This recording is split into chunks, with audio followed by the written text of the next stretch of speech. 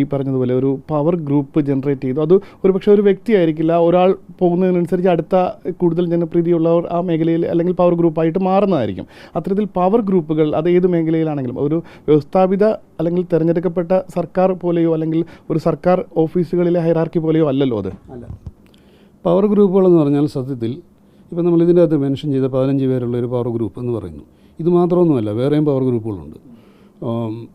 പക്ഷേ ഇവരായിരിക്കും ഏറ്റവും പ്രബലർ.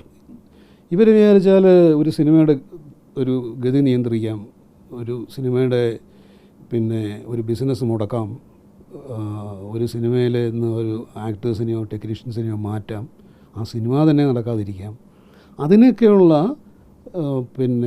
ശക്തിയും എന്താ പറയണ്ടേ ഇൻഫ്ലുവൻസും ഉള്ള ആളുകളാണ് ഇവരൊക്കെ.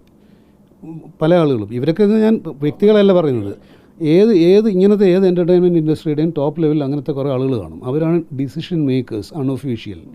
അതാണ് ഈ പവർ ഗ്രൂപ്പ് എന്ന് പറയുന്നത്. അപ്പോൾ അവരുടെ ഇഷ്ടത്തിന് അവർക്ക് എന്തും ചെയ്യാം.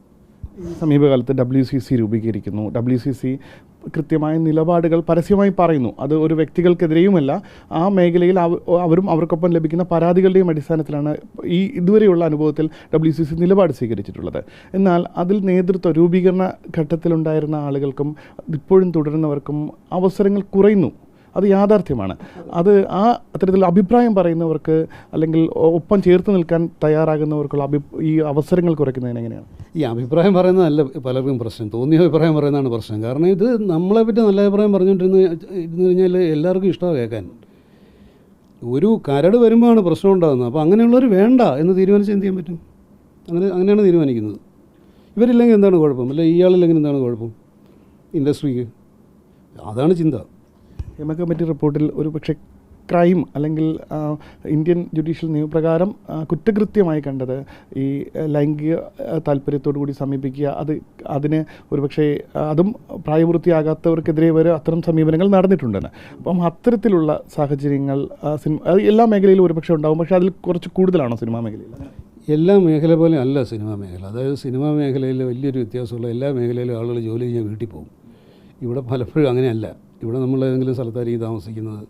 ഇപ്പോൾ യമനിക എന്ന് പറഞ്ഞ സിനിമയിൽ തിലകൻ പറഞ്ഞൊരു ഡയലോഗുണ്ട് പോലീസിൻ്റെ അടുത്ത്, സാറേ ആണും പെണ്ണും ഒന്നിച്ച് ജീവിക്കുന്ന ചുറ്റുപാടാണ്, ഞങ്ങൾക്ക് പല കാര്യത്തിലും ഒന്നും ചെയ്യാൻ പറ്റുകയില്ല എന്ന് പറഞ്ഞ പോലെ ആളുകൾ ഇതിപ്പോൾ ഇങ്ങനെ ഒന്നിച്ച് ഇതൊരു വലിയൊരു നമുക്ക് സാധാരണ ജീവിതത്തിൽ കാണാത്തൊരു സാഹചര്യമാണിത്. ഇവരാരും കൊച്ചു കുട്ടികളൊന്നുമല്ല, നിയന്ത്രണം എന്നൊക്കെ പറയുന്ന ലെവലിൽ നിന്നുള്ള ആളുകളൊന്നും അല്ല ഇവരാരും. അപ്പോൾ അങ്ങനെയുള്ളൊരു സ്ഥലത്ത് മറ്റ് എന്താ പറയണ്ടേ വർക്ക് പ്ലേസുകളുമായിട്ട് ഇതിനെ കമ്പയർ ചെയ്യുന്നതിൽ ഒരർത്ഥവുമില്ല. ഇതിനെ സ്പെഷ്യലായിട്ട് കാണണം, വളരെ സ്പെഷ്യലായിട്ട് തന്നെ. ഇതിന് പറ്റുന്ന അബദ്ധം എന്താണെന്നറിയോ? ഇപ്പോൾ ഇത് തന്നെ ഈ സംഭവം, ഈ ഹേമ കമ്മിറ്റി റിപ്പോർട്ടെന്ന് പറയുന്നത് തന്നെ പലതരത്തിൽ ആളുകളെ, പൊതുജനത്തിന് സിനിമയിലോട്ട് വീണ്ടും അല്ലെങ്കിൽ സിനിമയുടെ മോശം സൈഡിലേക്ക് വീണ്ടും അവരുടെ ശ്രദ്ധ വന്നിട്ടുണ്ട്. അതിൻ്റെ കാരണം എന്താണെന്ന് വെച്ചാൽ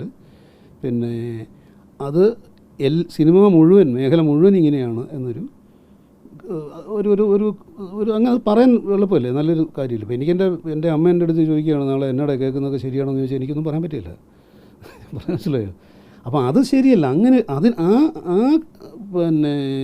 സാഹചര്യം ഒഴിവാക്കപ്പെടേണ്ടതാണ്. അതിന് മുൻകൈ എടുക്കേണ്ടത് സിനിമ മേഖലയിലുള്ളവർ തന്നെയാണ്. ആരും ഒന്നും പറയാതിരിക്കുന്നതാണ് ഇതിൻ്റെ അകത്തെ പ്രശ്നം. എല്ലാവരും മിണ്ടാതിരിക്കുമ്പോൾ ആളുകൾക്ക് സംശയം തോന്നും, എന്തോ പൊതിഞ്ഞു വെച്ചിട്ടുണ്ട്.